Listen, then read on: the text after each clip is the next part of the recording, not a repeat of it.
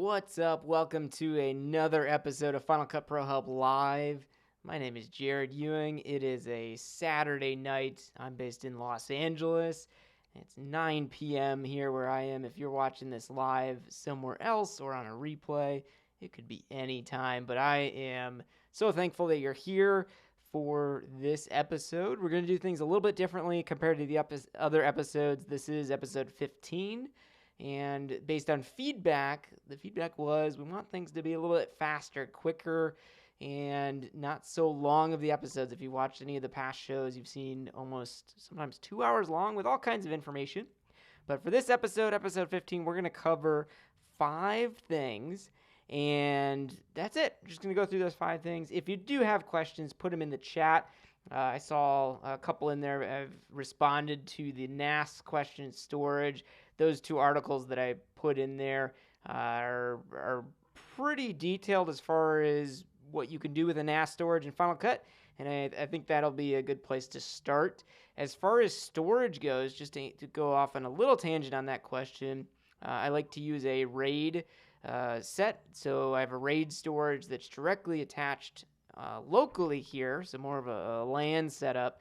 But for network attached storage, that's something where there's a lot of options out there, and they can get pretty expensive.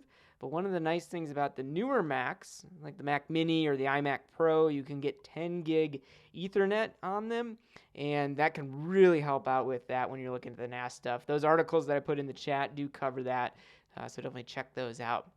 As far as this episode, the 5 things that we're going to go through. First, we're going to talk about how to archive a library and why that's important. Got a question on that this past month, so we're going to go through that. The next question we're going to answer or kind of cover is creating and using looks. There's a lot of people out there that have been going down the road of using LUTs, and they love to use LUTs to stylize their video, which isn't exactly what a LUT was originally created for, but it's kind of a cool thing that it's turned out to be. We're not going to talk about LUTs too much in this, but we are going to look at how to create your own looks. You don't need to go down the LUT path to do that. There's a lot of things built into Final Cut. Next, I had a question about how to add an echo type of an effect to audio.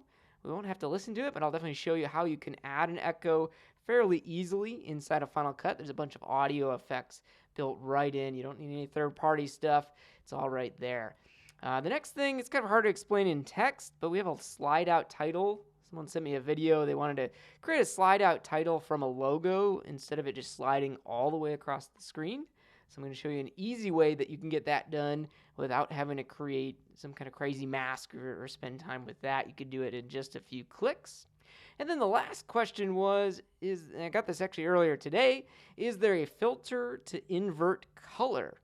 You just want to quickly invert it, and the answer is yes, it's built into Final Cut, and I'll show you how to do that as well. So those are the 5 things we're going to cover in this episode, hopefully fairly quickly. Should be 15 to 20 minutes for this episode.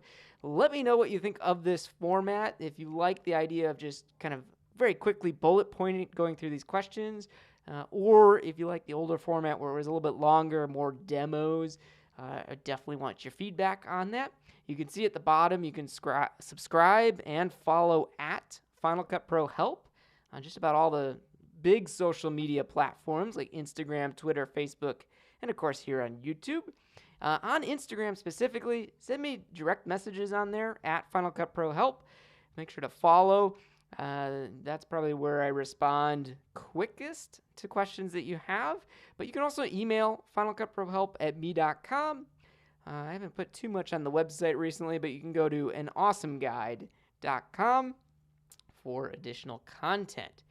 And yeah, that's the opening here. So let's dive into it. I'm going to exit out of the keynote here.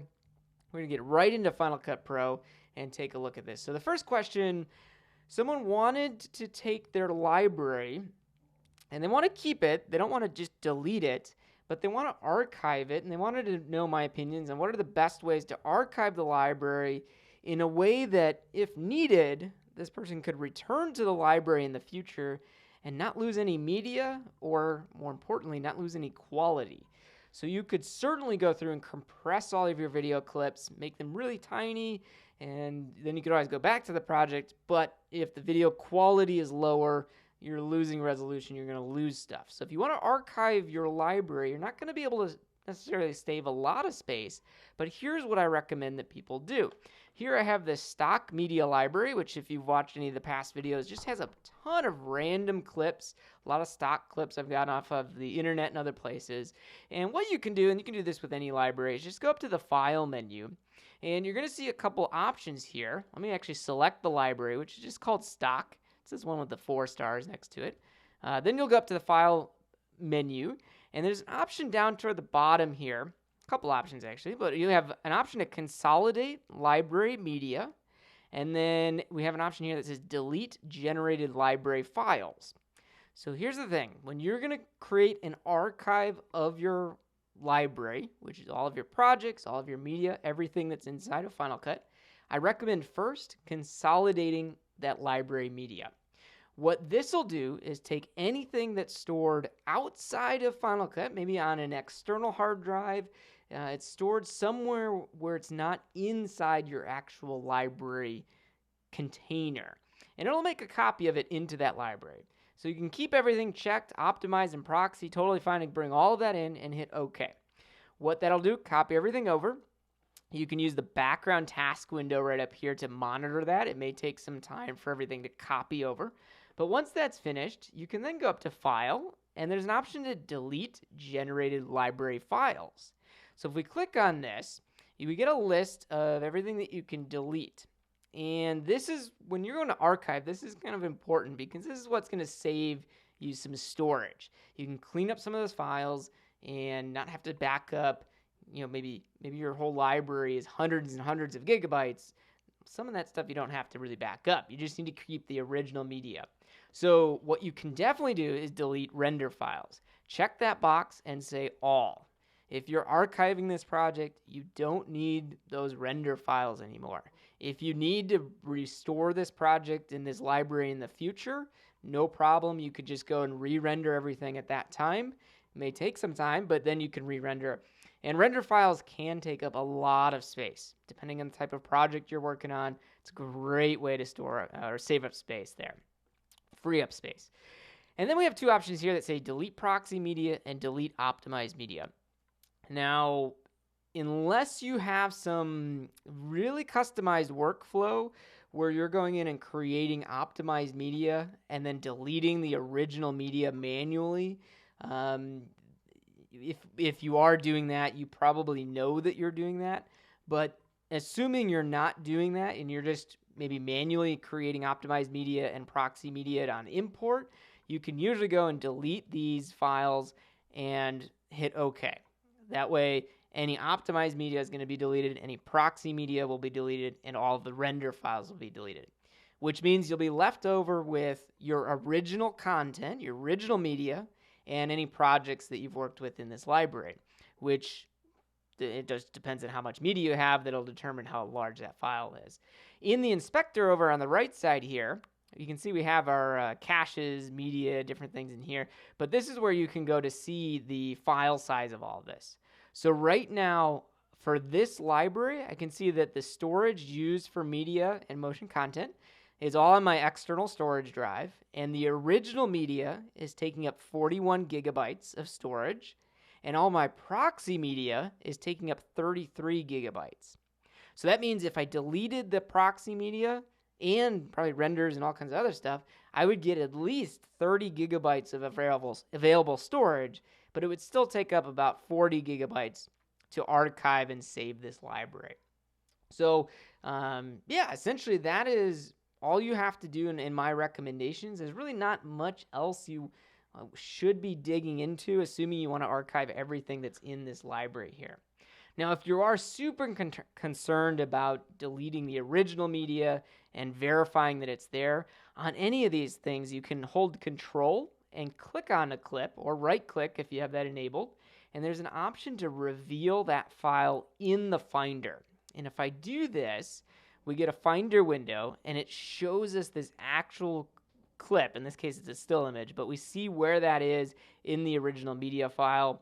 I can see that it is in original media, so that's great. If it was inside of the transcoded media, and it maybe is under high quality media, or proxy media, that means it is a converted transcoded clip, and then you might be want to be a little bit concerned before you delete that other content. With all that said, assuming you're doing stuff pretty much the normal way when you import media and create optimized or proxy media, those are the steps. And just to summarize, when you're ready to archive this library, and this is exactly the steps I go through, I select the library, I go up to File, I go to Delete Generated Library Files, I check Delete Render Files, and All, and I delete optimized and proxy media. That's it. Hit those things, click OK. It might take a couple minutes to actually delete all that stuff, but then you'll have a library that you can move off to an external drive. And the separate thing, if you don't store your media inside the library file, you can hit this consolidate button or go up to File and consolidate the library media to make sure it's in the library itself. Okay, cool. So that was the first question, just how to archive libraries.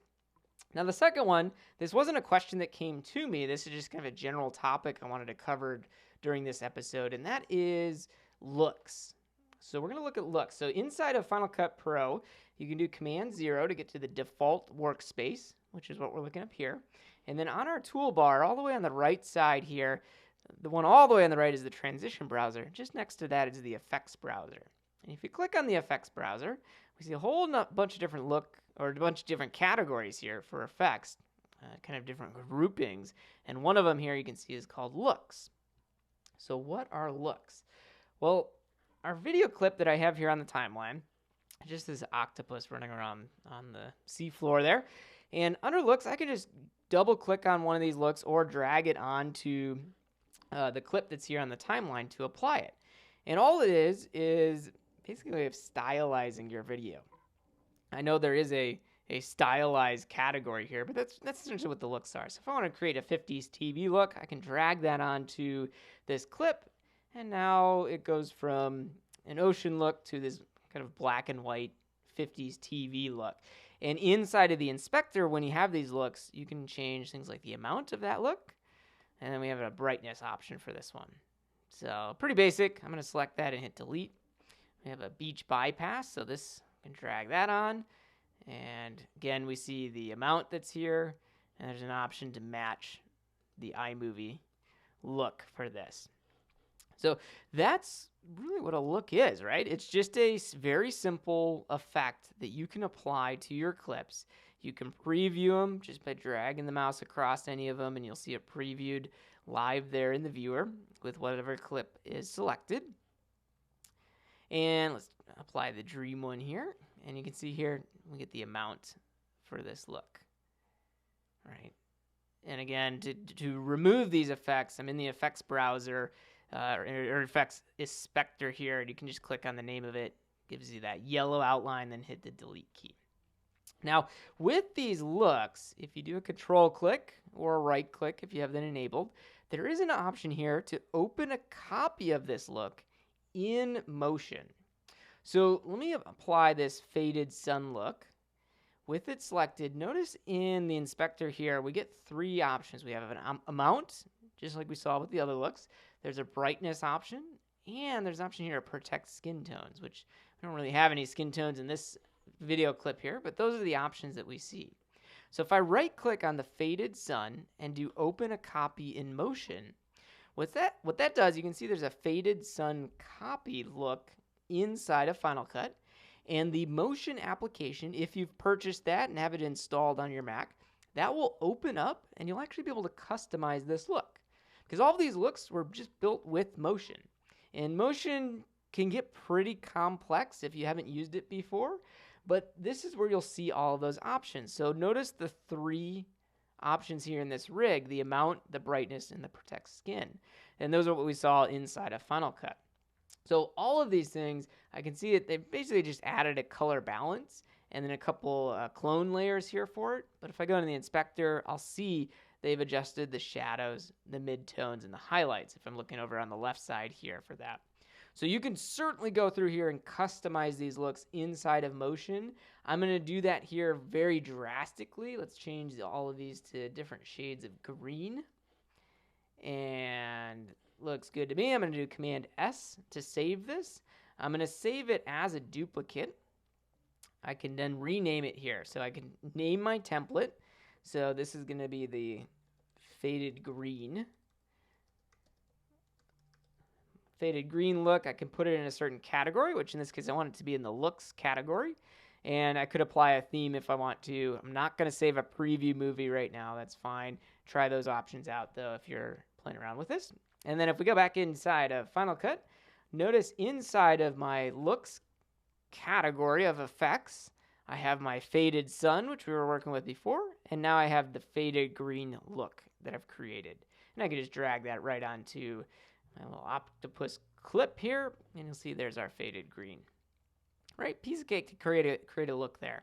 So that is what looks are. You can customize them, like I said, using the inspector, and then you can go into motion with any of these looks to just customize them a little bit, but you can really create your whole look there just using motion because it is an effect. Now, another type of look that you can create is just using color correction with the color presets. So how do these differ? Because we have a looks category, but we also have color presets. So the difference is the look was actually an effect built with motion that you would build and apply multiple different effects in motion to create whatever look you're doing, which, for example, there's a night vision option here that actually has a mask on it to make it look like we're looking through night vision goggles. But we have an option here for color presets. And this is different in that you're able to really, I think the verbiage is the same. You can create a look with these color presets. The difference is, say we want this frost color preset to be applied. I'll just double click on it to add it to the octopus here. And what you'll notice is in the inspector, instead of getting a new video clip that is an effect, we actually get a color board that's applied, in this case, for that color preset. So these are actually, all of these presets have been built using the built-in color tools inside of Final Cut Pro 10. So you can go into these and customize them right in here. So we could change the exposure if we want. Maybe we don't want it to be as bright in the highlights. I could bring that down. Maybe we want a little bit darker shadows. I could drag the shadows slider down. If we go into saturation, we can see saturation for many things has been dropped down to 0 for this frost look, but maybe I want to bring up a little bit of color. I could do that here in the shadows just because our octopus is pretty dark, so maybe we want a little bit more blue in the octopus side there. And then we can go to the color board. We can see all of these have been, our shadows, highlights, basically everything has been brought into the blue area to create that frosted look. So again, if I wanted to change that, I can manipulate all of this here inside of Final Cut because all of the color presets are just using the color board or the color wheels to manipulate the way the color looks on your specific clip. So that's what a look is inside of Final Cut Pro 10. It's just basically an effect that was built with motion to make your video look a specific way, or you can use color presets to create an actual color correction that makes the video look a certain way. And either way, if you have motion, looks is a great way to go. If you don't have motion but still want to really stylize your video, color presets can be a great alternative. So that is looks inside of Final Cut Pro 10. Moving on to number 3, we have someone who reached out to me. They said, I'm trying to create an echo type effect in my audio. How can I do this? So I'm not going to play any actual audio. You don't need to hear this to understand the effect, but we've all heard some kind of echo before. You either have gone into a large room or maybe a gymnasium or even outside, and if you yell or if you say something really loudly, depending on which room you're in, which area you are, things sound a little bit different. You might get some kind of an echo back, or you may not, depending on the type of room you're in. So this person wanted to create an echo after the fact, and they probably had some really clean recorded audio, and you don't hear anything behind the person, but they do want to actually create some echo. So you can do that inside of Final Cut using some pretty advanced tools, because there are, in our effects browser here, we were looking at some video and audio effects before, but there's also a whole category down here called audio. So you can actually go in here and apply effects to your audio just like you would with your video. And the really neat thing about this is, if you don't know, Apple is the one that designs Final Cut Pro, and Apple also designs a professional audio application called Logic Pro. And Logic is an amazing app. If you're into audio, if you do audio professionally, Logic's a great app to look into. And because Apple designs Logic, they develop Logic, and they develop Final Cut, there's a lot of things that Final Cut does with their audio effects to pull from those Logic effects. And one of the categories that's here is called spaces. And if you haven't played with spaces, a whole lot of fun here. Record your audio, and then you can go in with these effects and apply a space to it. Think of spaces as in, where is this audio at? What's actually generating it? So if you have just a vocal, someone talking, you're basically putting that person into a different environment by using these spaces. So for example, there's a cathedral one here. So I could just click and drag this onto my ocean video here, and then inside of the audio tab of the effects inspector here, notice there's cathedral, and we could change the amount and change some other things to it. But if you play back your audio, you're going to hear that it sounds as if it's in a giant room of a cathedral. And it's pretty cool how you can just do that, apply it, and that's it. So try that out. Try the spaces. Now, the cathedral is a pretty specific type of sound, so maybe you don't want the type of echo that's created with the cathedral effect, and that's okay. You can try out some of these other rooms that's here, or go into the Logic category and use the Space Designer. The Space Designer is one of my favorite effects or plugins that's included with Logic that came over here to Final Cut. The Space Designer, just drag it onto your clip, and you can go into your inspector. There's some presets. There's actually a pretty good amount of presets here. And you can see we have large spaces. Notice we have different types of rooms. And just in that one category, there's 10, 15. You're going to find probably over 100 different presets that are in here that you can use, from different types of rooms to halls, all kinds of things here, right? So don't spend time manipulating and doing little things from scratch. These presets will probably give you the sound you're looking for, and if not, it'll get you pretty close, and then you can customize them from there. So a whole bunch of options in here. So let's say I want a small space, and we're going to do like it's in a hall, and we'll do a diffused hall right now. All right. So I've selected a preset, and you'll notice here there's a little triangle here with a little, or disclosure triangle there. I'm going to drag this out because this shows us some of the options we have for the dry output, reverb output. So you can go through and customize these audio options, and as you're playing it, you'll hear the changes. But if you really want to see what this plugin is all about, hit this little button here. It looks like a little control surface. If you click on this, it actually brings up the Space Designer. And if you've ever used Logic, this will look really familiar to you. This is what the Space Designer looks like. And all of these controls are clickable. You can make changes to it. You can see our actual audio waveform here, and you can go through and start manipulating it. So all of the changes and the adjustments you make in here will then affect your audio in a specific way.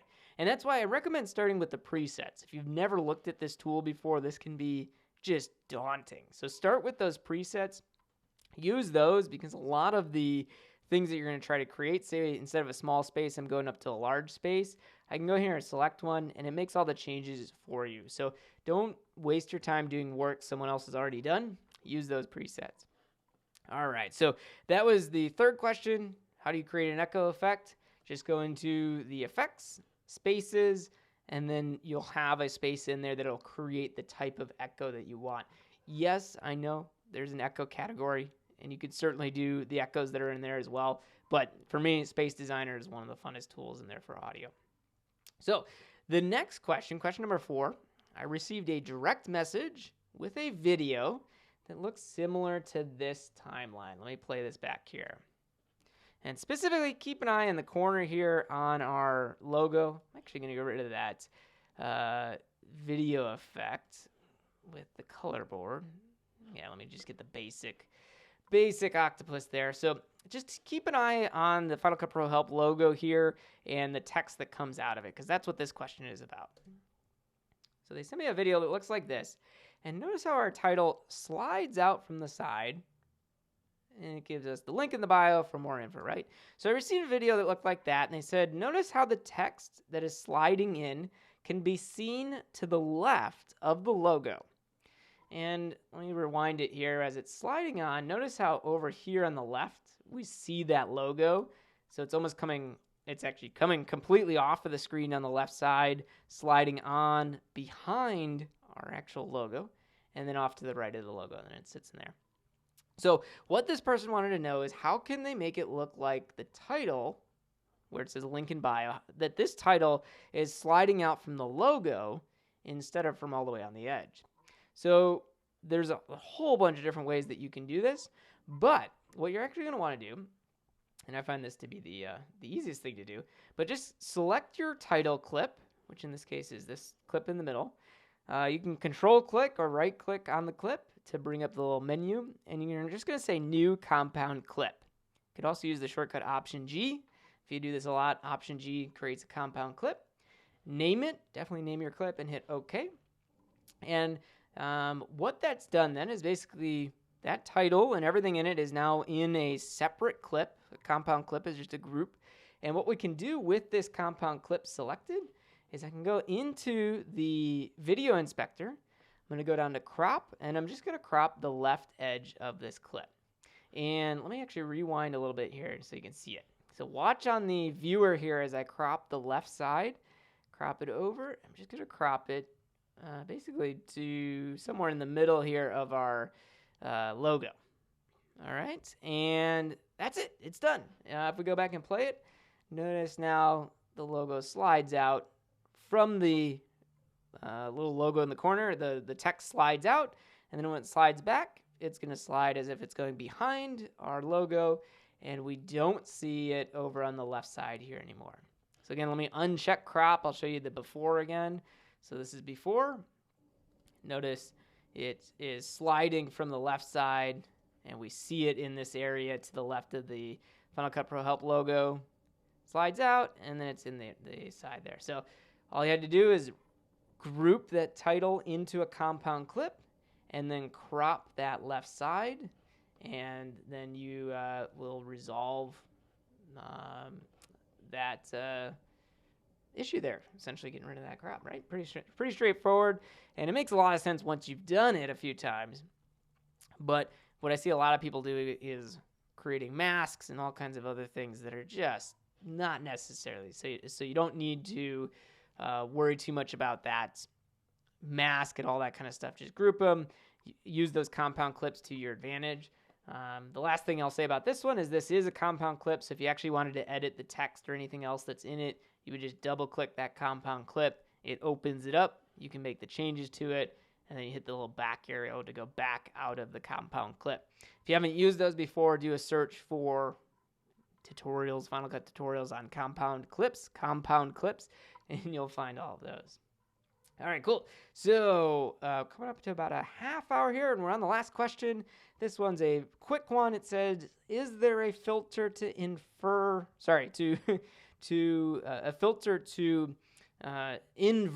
colors? So they just wanted to invert colors. So yes, there is a filter. Just select your clip because you're going to apply it, and you're going to go into the Basics Effects group. So under the Video Effects, click on Basics, and there's an effect in here called Negative, and Negative is our invert.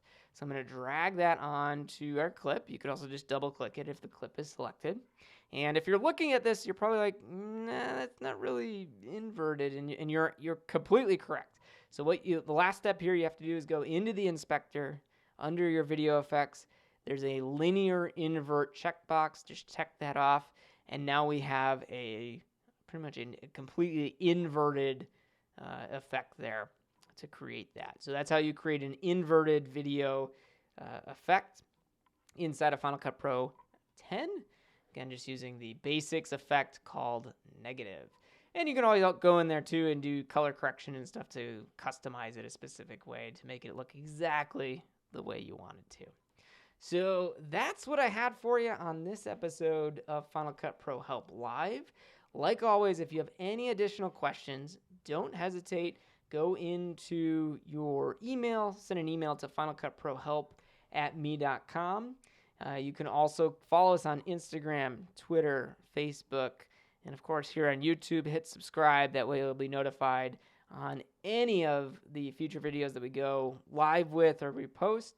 And these were the 5 things we covered today: how to archive a library, creating and using looks. We also covered a little bit of the color presets, adding an echo type of an effect to audio, which I love the Space Designer. I recommend playing with that one, getting really used to that tool. We also looked at that slide out title and how creating a compound clip is a great way to crop it so that it can pop out of any logo or any other area on your clip. And then we finally just finished it up with inverting colors using the negative effect, video filter effect that's built into Final Cut Pro. So thank you so much for watching us on this episode 15 of Final Cut Pro Help Live. Again, make sure to subscribe, send your questions in. If you liked this format that was a little bit more rapid fire, just quickly going through those 5 little topics there, let me know. If you didn't like it, if you have another suggestion, include all of that in your feedback. And the best way to reach out to me at this point is going to be on Instagram. Follow @FinalCutProHelp and direct message your questions right over from there. All right, everyone. Thank you for tuning in and have a wonderful rest of your night in whatever you are doing.